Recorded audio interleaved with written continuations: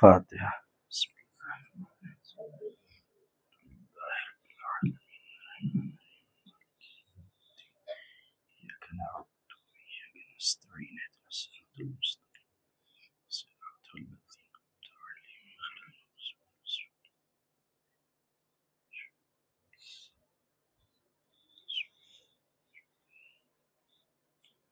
لا حول ولا قوة إلا بالله العلي العظيم.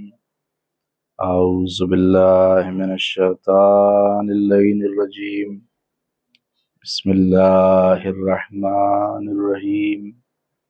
الحمد لله الذي ذكره شرف للذاكرين وشكره فوز للشاكرين وطاعته نجاة للمطيعين. ثم الصلاة والسلام على أشرف الأنبياء والمرسلين الذي كان نبيا وآدم بين الماء والطين الذي سمي في السماء بأحمد وفي الأرض بأبي القاسم محمد. اللهم صل على محمد وآل محمد. ثم الصلاة والسلام على أهل بيته الطيبين الطاهرين المعصومين المظلومين الغر الميامين واللعنة الدائمة الباقية الجارية القائمة الثابتة على أعدائهم أجمعين. أما بعد، فقد قال رسول الله صلى الله عليه وآله وسلم: إن للقتل الحسين حرارة في قلوب المؤمنين لا تبرد أبدا. صلوات محمد اللهم صل على محمد وآل محمد.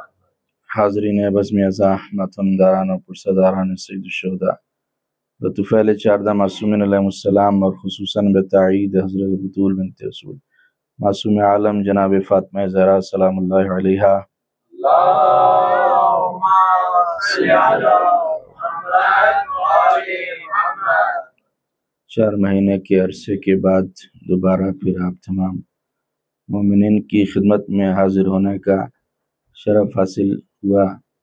مسلسل آپ حضرات بھی مجالس میں مصروف ہیں، اور یہ ہمارے آخری نبی حضرت محمد مصطفیٰ صلی اللہ علیہ وآلہ وسلم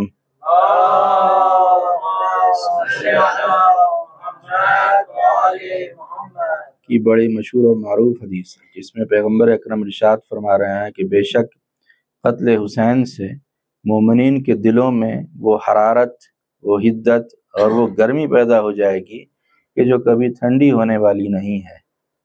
اس لیے آپ دیکھیے کہ اگر کسی انسان کا بہت ہی قریبی رشتہ دار مر جائے، خدا نخواستہ باپ ہو یا ماں ہو، تو آدمی 1 سال 2 سال غم مناتا ہے، لیکن کسی بھی غم کو کوئی انسان زندگی بھر نہیں مناتا. لیکن یہ قتل امام حسین کا یہ اثر ہے، اور یہ امام حسین کی شہادت ہے کہ 1400 سال گزر گئے لیکن آج بھی ویسے ہی تر و تازہ لگتا ہے. یہ ہے اعجاز ذکر امام حسین علیہ السلام میں، اور یہی ذکر امام حسین ہے کہ جو تبلیغ دین کا بھی ایک بہترین ذریعہ بن گیا ہے. ورنہ آج کی اس بیزی دور میں، اس مصروف زمانے میں کہ جہاں ہر ایک انسان بیزی ہے اور ہر ایک انسان تمناؤں کا ایک محل بنا کے اپنے سر پر دوڑے جا رہا ہے. کسی کو جاب کی پریشانی ہے، کسی کو اولاد نہیں ہے، کسی کو ایجوکیشن کا مسئلہ ہے، تو کسی کو کوئی بیماری ہے، کسی کو کوئی دکھ اور تکلیف ہے.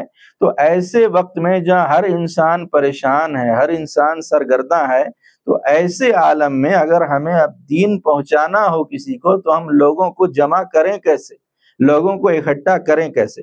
تو یہ اعجاز ہے نام حسین میں، اور یہ اعجاز ہے شمع کربلا میں کہ جہاں روشن ہوئی وہیں پروانے جمع ہو گئے.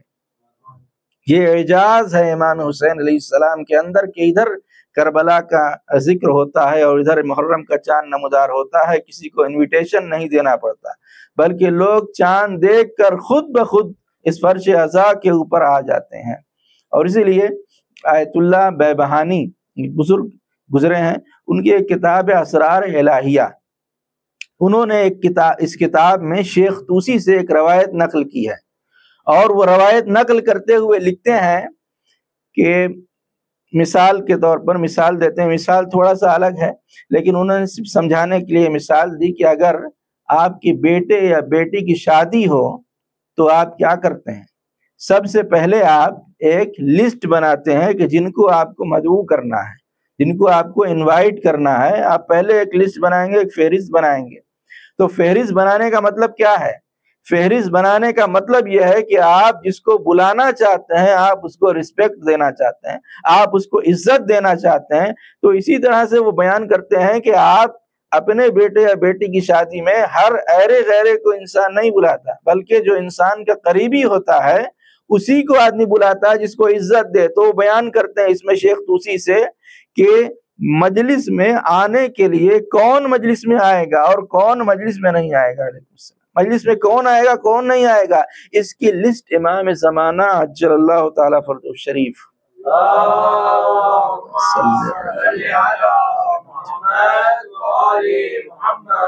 امام خود لسٹ بناتے ہیں، فہرست بناتے ہیں کہ میرے جد کی فرض ازا پر کون آئے گا اور کون نہیں آئے گا۔ لہٰذا اگر مجلس میں آ رہے ہیں تو خدا کا شکر ادا کریں کہ پروردگار تیرا شکر ہے کہ امام نے جو لسٹ بنائی ہے اس میں میرا بھی نام ہے، ایک خاکسار کا نام بھی، اس ناچیز کا نام بھی مولا نے لکھا ہے، ورنہ انسان لاکھ کوشش کرے لیکن وہ نہیں آ سکتا۔ آپ نے دیکھا ہوگا، شاید آپ کے ساتھ بھی ایسا ہوا ہو کہ کبھی کبھی آپ تیار ہیں، آمادہ ہیں مجلس میں آنے کی، لیکن کسی کا فون آ گیا اور پھر آپ نے اپنا ارادہ ملتوی کر دیا۔ اور کبھی کبھی تھکے ہارے آئے کام سے اور جانے کا ارادہ نہیں تھا، لیکن بیوی نے موٹیویٹ کیا کہ مجلس ہے ضرور جاؤ، اور فوراً آپ تیار ہو گئے جانے کے لیے۔ ایسا ہوتا ہے کبھی کبھی انسان کے ساتھ۔ تو لہٰذا ایسا کیوں ہوتا ہے؟ کیونکہ نام جس کا لکھا ہوا ہوتا ہے کہ آج کی مجلس میں آنا ہے تو مجلس میں ضرور آئے گا۔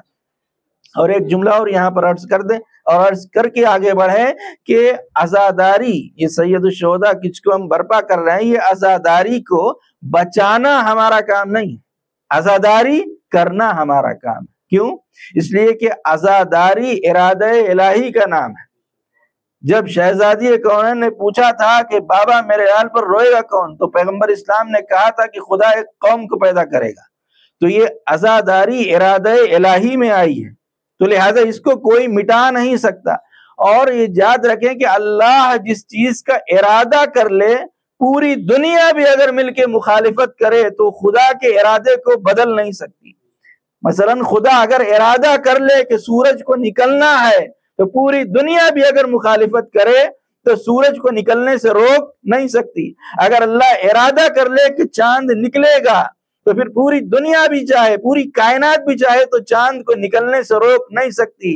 اسی طریقے سے یہ عزاداری سید الشہداء ارادہ الہی کا نام ہے، جس کو جتنی بھی مخالفت ہو، جتنے بھی دشمن ہو جائیں، لیکن اس عزاداری کو روک نہیں سکتے ہیں، اس عزاداری کو ختم نہیں کیا جا سکتا ہے۔ اور یہی معجزہ ہے فرش ازا کا، یہ اعجاز ہے فرش ازا کا کہ اس فرش ازا کے اوپر آنے والا کوئی سیستانی بن کر اٹھتا ہے تو کوئی خامنائی بن کر ابھرتا ہے، کوئی حسن نصر اللہ بن کر ابھرتا ہے۔ اور محمد والے محمد صلوات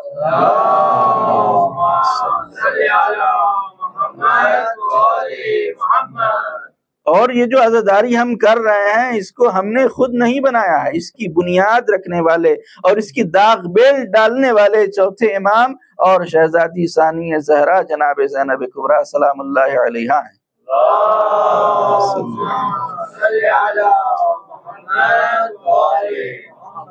بنیاد رکھی ان دو شخصیتوں نے، اور پھر 8ویں امام نے موڈیفائی کیا۔ اور 8ویں امام علیہ السلام نے جو تبرک بانٹ رہے ہیں ہم مجلس کے بعد، ہر مجلس کے بعد، یہ تبرک کا سلسلہ بھی 8ویں امام نے ہی شروع کیا اور کہا کہ میرے جد پر رونے والے ہیں، یہ آ رہے ہیں تو یہ خالی ہاتھ میں انہیں جانے نہیں دوں گا۔ امام نے خود کھانا پکوایا اور آپ نے خود تبرک کی شروعات کی۔ اسی طرح سے جب عزاداری کی شروعات ہوئی 8ویں امام کے زمانے میں تو دیبل خزائی تھے، اور دیبل امام کے پاس آئے، یہ مرثیہ خان تھے۔ امام نے عزت عطا کی مرثیہ خانوں کو کہ امام خود فرش عزا پر بیٹھے اور دیبل سے کہا کہ تم ممبر پر جاؤ۔ دیبل تم ممبر پر جاؤ اور جا کر ہمارے جد کا مرثیہ پڑھو. تو دیبل ممبر کے اوپر جاتے تھے اور مرثیہ پڑھتے تھے. اس وقت ایسی استثناء فضائل اور مصائب تو نہیں ہوتا تھا, مرثیہ خوانی ہوتی تھی. اسی لیے ہم نے دیکھا کہ لکھنؤ میں جو مرثیہ خوانی کی مجلس ہوتی ہے تو اس پر لکھا جاتا ہے پوسٹر پر کہ مرثیہ خوانی کی مجلس آل محمد کی پسندیدہ ذاکری. اور اسی لیے اس وقت دیبل کے زمانے میں, امام کے زمانے میں تو عربی میں ہوتا تھا, لیکن آج اگر دیکھیں تو اردو میں جو مرثیہ پڑھنے والے ہیں کس طریقے سے مرثیے کو لکھا ہے.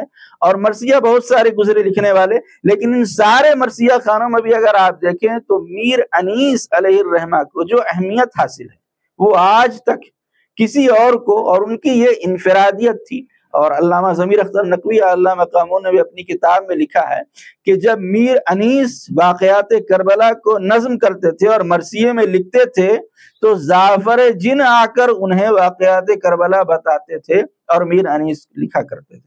تو میر انیس کی انفرادیت ہے کہ انہوں نے صرف مرثیہ اگر لکھا تو اہل بیت کی شان میں لکھا, کلام لکھا تو اہل بیت کی شان میں لکھا. اس کے علاوہ انہوں نے کسی کے لیے لکھا ہی نہیں اہل بیت کے علاوہ. تو ایک مرتبہ اودھ کا ایک بادشاہ تھا, اس نے میر انیس کے لیے کہلوایا کہ میں چاہتا ہوں کہ آپ اتنا اچھا کلام لکھتے ہیں, اتنا بہترین کلام لکھتے ہیں, تو بادشاہ ہوں, میرے لیے بھی کچھ کلام لکھ دیجئے, میری شان میں بھی کوئی منقبت لکھ دیجئے اور میری کچھ تعریف کر دیجئے. تو میر انیس نے کچھ سوچا اور کہا کہ ٹھیک ہے میں لکھ دوں گا. تو انہیں تاریخ بتائی گئی اور وقت بتایا گیا. اس دربار میں بادشاہ تخت نشین تھا, بادشاہ کے درباری سارے بیٹھے ہوئے تھے اور میر انیس کو بھی بلایا گیا. میر انیس وہاں گئے. اب لوگ انتظار میں تھے کہ آج جو اہل بیت کی شان میں قصیدہ پڑھتا تھا اور مرثیہ پڑھتا تھا, آج وہ بادشاہ کی شان میں پڑھے گا. سب منتظر تھے, سب انتظار میں تھے کہ اب میر انیس پڑھیں گے. تو بادشاہ نے کہا کہ آپ پڑھیے, سنائیے کیا لکھ کر لائے میری شان میں. تو میر انیس کھڑے ہوئے اپنی جگہ سے اور بھرے ہوئے دربار میں کہا کہ غیر کی مدح کروں شہ کا سناخواہ ہو کر, غیر کی مدح کروں شہ کا سناخواہ ہو کر, مدعی اپنی ہوا کھوؤں سلیمان ہو کر. میر انیس نے کہا کہ میں تو سلیمان ہوں, جیسے سلیمان کی حکومت تھی ویسے میں ہوں, مجھے کون خرید سکتا ہے کہ میں اہل بیت کی شان میں مرثیہ لکھنے والا ہوں, تو مجھے کون خرید سکتا ہے. تو اس طرح سے یہ پوری تاریخ ہے عزاداری کی کہ کس طریقے سے پہلے مرثیہ خوانی ہوئی اور بعد میں پھر علماء نے اس کو بدلا ہے, اور اس طریقے سے آج جس طرح سے آج عزاداری ہو رہی ہے اور جس طرح سے آج پہلے فضائل اور اس کے بعد مصائب. لیکن اگر معال مجلس آپ دیکھیں کہ مجلس کا حاصل مجلس کیا ہے اور مقصد مجلس کیا ہے, تو یہ ہے گریہ بر سید الشہداء ابو عبداللہ الحسین علیہ الصلوۃ والسلام.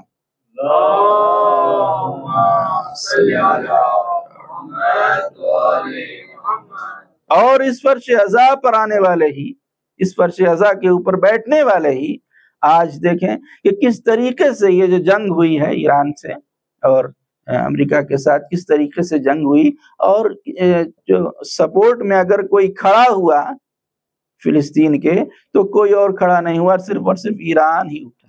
آج لوگ سوال کر رہے ہیں کہ آج ڈر رہے ہیں, ابھی جو انڈیا میں جلوس نکلا تھا عاشور کا, تو لوگوں نے پوسٹر ایت اللہ خامنائی کا کئی جلوسوں میں نکالا گیا تھا, مگر پولیس نے مخالفت کی کہ پوسٹر نہیں لگا سکتے. کیوں؟ تو سب نے کہا کہ یہ تو ہمارے ریلیجیس لیڈر ہیں, ہمارے مذہبی رہنما ہیں, صرف ایران کے نہیں ہیں. لیکن ان لوگوں نے کہا کہ نہیں, یہ ایران کے پولیٹیکل لیڈر ہیں, لہٰذا ان کا پوسٹر نہیں نکالا جا سکتا ہے. تو آپ دیکھیے کہ ایت اللہ خامنائی کون ہے. ابھی چند سالوں پہلے ہی محمد بن سلمان نے, سعودی کا کنگ ہے, اس نے کہا تھا کہ ایران امام مہدی کے ظہور کی تیاری کر رہا ہے تو ہم امام مہدی کے ساتھ جنگ کریں گے. محمد بن سلمان نے کہا تھا. تو یہ ایت اللہ خامنائی کون ہے؟ یہ ایت اللہ خامنائی ہو یا سیستانی ہو, یہ غلام ہے امام کے. سیستانی غلام ہے, خامنائی غلام ہے, وحید خراسانی غلام ہے. تو جب غلام سے لوگ اتنا ڈر رہے ہیں, غلام کی پوسٹر سے ڈر رہے ہیں, تو جب امام آئیں گے تو کیا ہوگا؟ جب غلام کا یہ روب ہے تو جب امام آئیں گے تو کیا ہوگا؟ تو پہلے لڑ لو غلام مہدی سے, پہلے لڑ لو غلام مہدی سے, پھر الجھنا امام مہدی سے. خوشنودی امام زمانہ بلند تر صلوات. اللہم صلی علی محمد و آل محمد. آج علم کس کے ہاتھوں میں ہے؟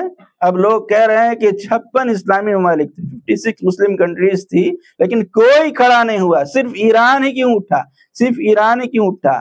تو ہم نے انڈیا میں بھی پڑھا تھا کئی جگہوں پر، آپ کے سامنے بھی عرض کر دیں کہ پیغمبر اسلام نے خیبر میں کہا تھا کل علم اسے دوں گا جو مرد ہوگا، تو خیبر میں بھی علم مرد کے ہاتھوں میں تھا، آج بھی علم مرد کے ہاتھوں میں ہے، علم مرد کے ہاتھوں میں ہے۔ اور اسی لیے جہاد اگر آپ دیکھیں، جو لوگ کہہ رہے ہیں 56 اسلامی ملک تھے اور کوئی کھڑا نہیں ہوا، تو بات یہ ہے کہ جہاد مرد پر واجب ہے، عورتوں سے جہاد ساقط ہے۔ اور حیدری اور محمد وآل محمد صلوات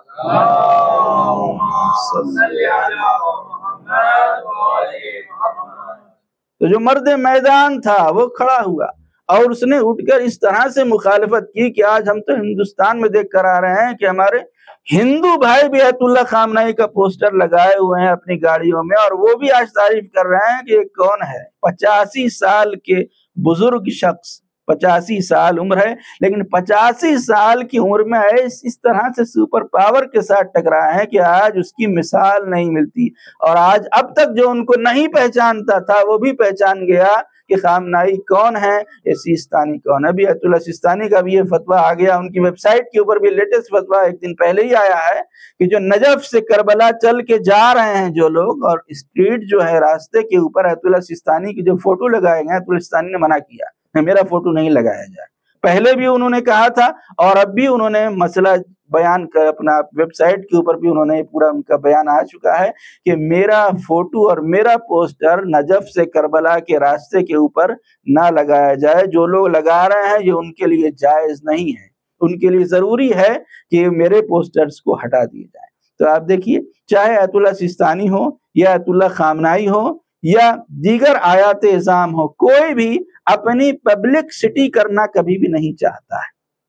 یہ آیت اللہ سیستانی اور آیت اللہ خامنہئی آج کے چھوٹے چھوٹے آپ دیکھیے مولوی لوگوں کو کہ فیس بک پر اپنا فوٹو لگاتے ہیں یا انسٹاگرام پر اسٹیٹس لگا کر فیمس ہونا چاہتے ہیں کہ ہم مشہور ہو جائیں، لیکن یہاں ہمارے آیات اعظام میں اور بزرگ مجتہدین میں ایسا اخلاص ہے اور ایسا خلوص اور تقویٰ ہے کہ انہیں فیس بک پر فوٹو لگانے کی ضرورت نہیں کہ اس سے وہ مشہور ہو جائیں۔ انہیں جو عزت اللہ نے دی ہے، جو عزت امام نے دی ہے، وہ کوئی دے ہی نہیں سکتا۔ اس منزل پر فائز ہیں کہ امام کے نائب ہیں، مجتہد ہیں، آیت اللہ ہیں، اس سے بڑھ کر اور شرف کیا ہوگا کہ ان کا فوٹو لگایا جائے، اور فوٹو لگانے سے ان کی شہرت ہوگی۔ ان پر تو عز و منتشا و تو ذل و منتشا، اللہ نے انہیں عزت دی ہے، اور اللہ جس کو عزیز رکھنا چاہے، اللہ جس کو عزت دینا چاہے، اسے کوئی ذلیل نہیں کر سکتا، اور اللہ جس کو ذلیل کر دے پھر اسے کوئی عزت دے نہیں سکتا ہے۔ لہذا ایسا جب اخلاص ہوتا ہے، جب خلوص ہوتا ہے، تب انسان اپنے مقصد میں کامیاب ہوتا ہے۔ دیکھیے کربلا میں ہی دیکھ لیے، صرف 72 تھے، ایک طرف لاکھوں کی فوج تھی لیکن ایک طرف صرف 72 تھے، صرف 72، لیکن 72 کے اندر ایسا خلوص تھا، ایسا اخلاص تھا کہ لاکھوں کے اوپر فتح ملی، اور آج تک ان کا نام لیا جا رہا ہے، آج تک ان پر گریہ کیا جا رہا ہے۔ اگر آپ دیکھیے دنیا میں کسی کو رولانا ہو، اگر سامنے والے انسان کو کوئی کہانی آپ ان کو سنائیں، کوئی اسٹوری سنائیں، تو ایک بار سنائیں گے تو رو دے گا، لیکن دوسری مرتبہ وہی اسٹوری سنائیں گے تو کوئی نہیں روئے گا۔ کیوں؟ کہ اسٹوری میں سسپینس ضروری ہے، کلائمیکس ضروری ہے۔ جب اسٹوری میں کلائمیکس ہوتا ہے تو سامنے والا آدمی روتا ہے۔ اور کربلا کے واقعے کو اگر آپ دیکھیں تو ذرہ برابر بھی سسپینس نہیں ہے۔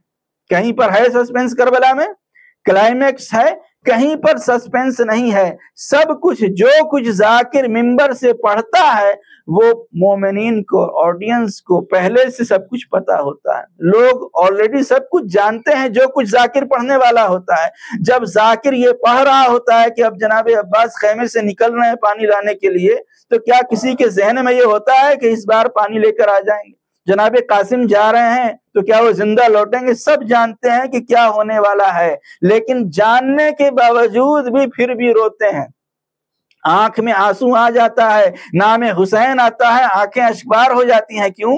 یہی اعجاز ہے غم امام حسین کا، یہ معجزہ ہے غم امام حسین کا کہ ادھر ذاکر نے ذکر امام حسین کیا، مصائب کو پڑھا، ادھر آنکھوں میں آنسو آ گئے، اس لیے کہ امام نے اس طریقے سے قربانی دی ہے کربلا کے میدان میں کہ جس کی مثال کائنات آدم و عالم میں نہیں ملتی۔ اس کے لیے شاعر کو کہنا پڑا کہ دھندلا چہرہ دین کا تابندہ کر دیا، دھندلا چہرہ دین کا تابندہ کر دیا، اسلام کو حسین نے پھر زندہ کر دیا۔ احسان دین پر ہے شہ مشرقین کا، اسلام کی رگوں میں لہو ہے حسین کا۔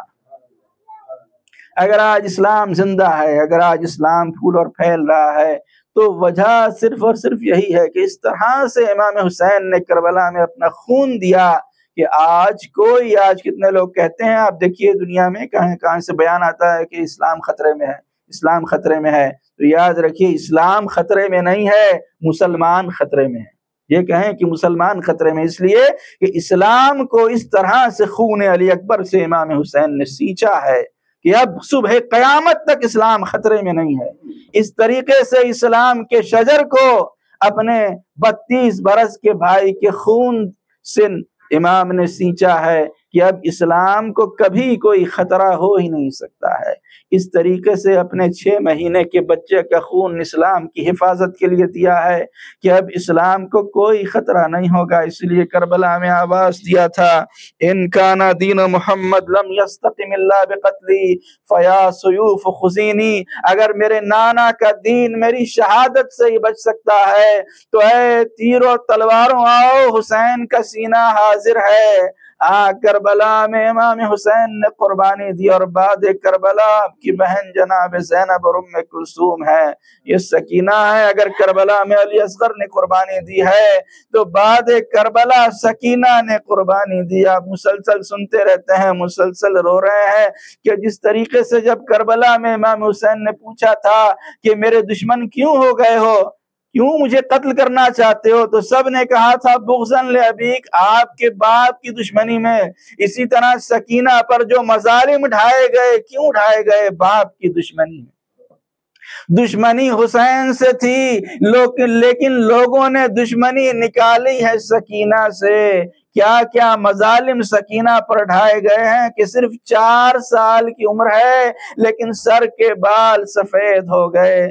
4 سال کی عمر میں سکینہ کے اوپر وہ مظالم ڈھائے گئے کہ جس کو صرف بنت الحسین ہی برداشت کر سکتی تھی۔ کربلا سے قافلہ چلا ہے کوفے کی طرف، اور جیسے ہی کوفے میں قافلہ بیویوں کا لٹا ہوا قافلہ کہ جب اہل حرم کو بے مخنہ و چادر، بے ننگے پشت کے اونٹوں پر سوار کیا گیا ہے، سکینہ ہے جو جناب زینب کی گود میں بیٹھی ہے۔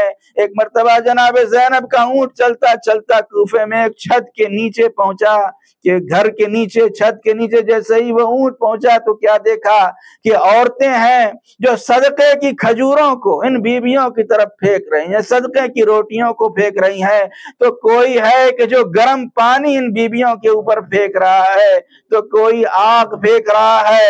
جیسے ہی جناب زینب و ام کلثوم کی نظر پڑی تو آواز دی، اے کوفے والوں تم کتنے بے غیرت ہو کہ تمہارے مردوں نے ہمارے مردوں کو قتل کر دیا اور آج تم ہم پر صدقے کی کھجوروں پھینک رہے ہو۔ یاد رکھو ہم اہل بیت ہیں، ان الصدقۃ علینا حرام، صدقہ ہم پر حرام ہے۔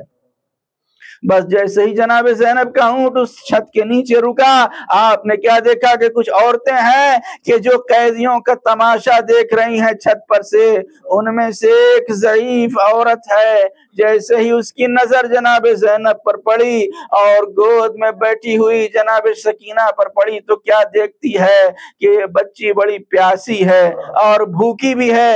جیسے ہی اس نے بھوکی اور پیاسی سکینہ کو دیکھا، اس کے دل میں رحم آ گیا، گھر سے کھانا اور پانی لیا، دوڑتی ہوئی گھر سے نیچے آئی، جناب زینب کے اونٹ کے پاس آئی اور آ کر کہتی ہے، اے بی بی میں چھت پر سے دیکھ رہی تھی، میں نے دیکھا کہ آپ کی گود میں جو بچی ہے یہ بڑی بھوکی اور پیاسی ہے، میں کھانا اور پانی لائی ہوں، لیجئے اسے کھلا دیجئے۔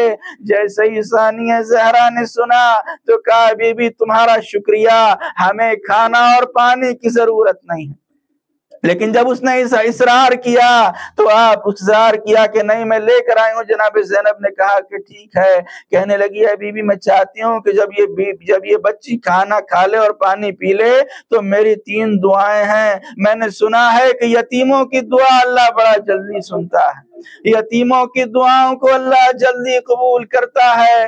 جیسے ہی جناب زینب نے سنا تو کہا سکینہ پہلے اس کے لیے 3 دعائیں کر دو.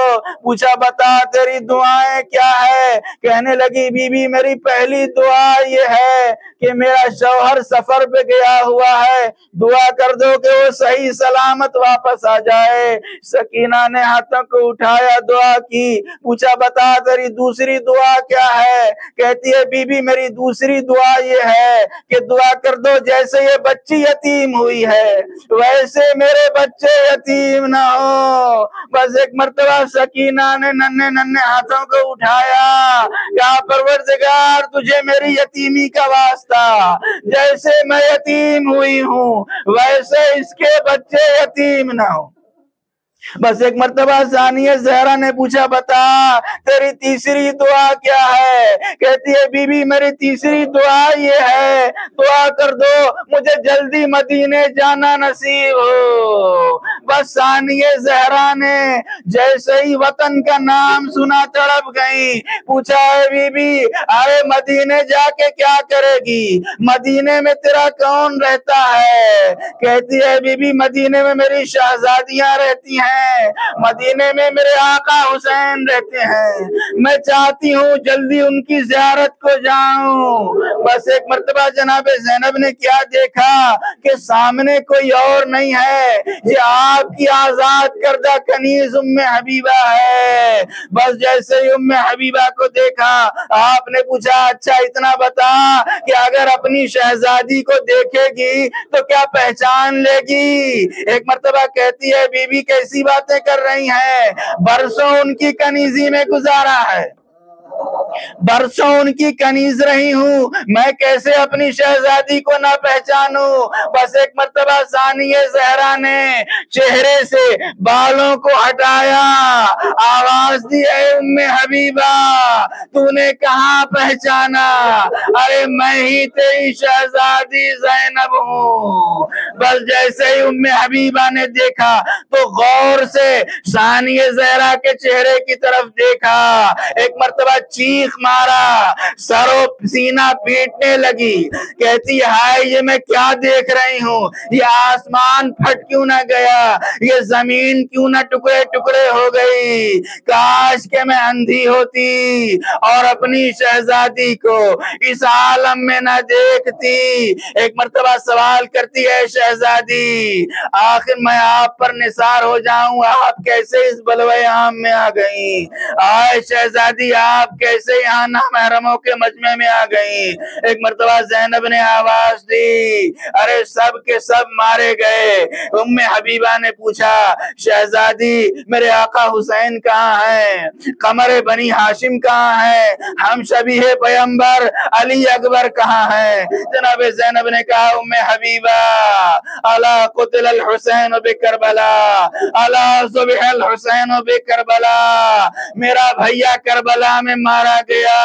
ایک دوپہر میں میرے گھر سے 72 جنازے نکلے, وہ دیکھ نیزے پر تیرے آقا حسین کا سر ہے, وہ دیکھ میرے بھیا عباس کا سر ہے, وہ دیکھ میرے علی اکبر کا سر ہے, سب کے سب مارے گئے. ہمارے سروں سے چادریں چھینی گئیں, ہمیں کوفہ و شام کے بازاروں اور درباروں میں بے مکنا و چادر پھرایا گیا. انا للہ و انا الیہ راجعون. رضا بقضائہ و تسلیما لامرہ سیعلم الذین ظلموا ایام انقلب ماتم حسین. یا حسین یا حسین یا حسین یا حسین یا حسین یا حسین یا حسین یا حسین یا حسین یا حسین یا حسین